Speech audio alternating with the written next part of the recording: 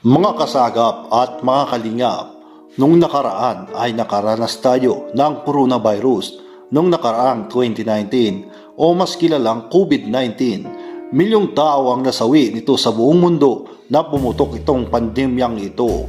Ito na ba ang magpapahirap sa atin dito sa daigdig? Ating sagapin. Ngayon lang taong 2024, usap-usapang mayroon na namang kumakalat di umano na isang misteryosong sakit na di mapaliwanag na kumitil ng mga napakaraming buhay sa bansang Afrika.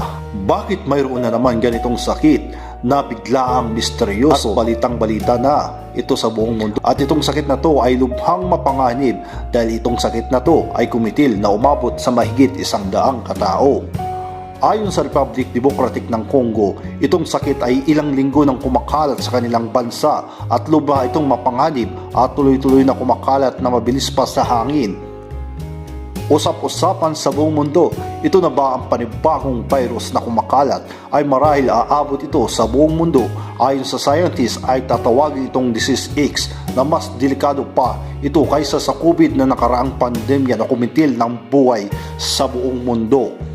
Kaya naman, naalarma na ang lahat nung sumabog itong balita sa buong mundo dahil dito hindi lamang Disease X ang tinututukan, pati na rin ang Mpox disease na dubling nagpapahirap sa bansang Afrika sa Congo na walang pinipili bata man o matanda. Ito na ba marahil ang magpapasara uli sa buong mundo at magkaroon ito ng malawakang lockdown? Nung kagaya nung nakaraang pandemya na nagsimula lamang ito sa bansang China na kung saan lahat ng pag-ikot ng ekonomiya ay tumigil ng napakahabang panahon na nagpabagsak sa iba't ibang bansa. Lubos na nakakabahala ito sa di malamang sakit na to ay di alam kung anong tatawaging pangalan sa sakit na to na nakakamatay, sadyang talagang nakakabahala. Kaya naman ang mga otoridad doon sa Congo, Africa ay naka-high alert dahil sa nakaramdam na ito na hindi lang isa pinabantayan. 3 uri ng virus ang kalat na kalat sa buong Afrika. Sa Kwanga sa Congo, Africa, halos 70 katao na natamaan nito. Ayon sa kanilang na-report sa bansa nila, ang biktima nito ay nakaranas ng sintomas kagaya ng lagnat, ubo, hirap sa paghinga at pagsusuka. Kaya naman ang Health Department ng Congo ay nakataas ng high alert na nagsimula lamang nitong nakaraang Oktubre na nagsimula sa simpleng lagnat hanggang lumala ng lumala ito hanggang umabot ito sa kamatayan. At dahil sa karamdaman na ito, mahigit 100 na po ang pinatumba. Ayon sa mga scientists, itong sakit na to ay dapat paghandaan na ng buong mundo na di natin alam sa makalawa pagkising natin. Isa na pala ang bansa natin na pasukan dahil hindi natin alam ang takbo ng oras at panahon. Mga kasagap, kung titignan natin ang banal na kasulatan sa Biblia, ay halos tumutugma ito sa pangyayari sa panahon ngayon.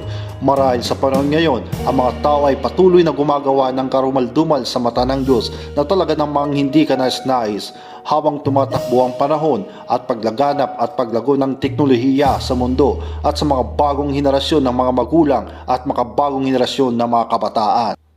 Pero ayon sa biblical scripture, ito ang mababasa patungkol sa sakit na kumakalat sa kasalukuyan. Ayon sa Biblia, itong masasabi sa Deuteronomio chapter 22 verse 28. Lilipunin kayo ni Yahweh sa pamamagitan ng sakit ng pagkatuyo, nag-aapoy na lagnat, pamamaga ng katawan, at sakit sa balat. Papadalhan din niya kayo ng matinding init at tagtuyot. Hindi kayo titigilan ng mga ito hanggat hindi kayo nalilipol. Ito ang patukoy na dahil ang mga tao ay patuloy na nagkakasala at hindi na nagsunod sa mga utos ng Diyos na kung iisipin, halos sarili natin ang pinapairal at hindi kalooban ng Diyos. Anong masasabi mo mga kasahagap?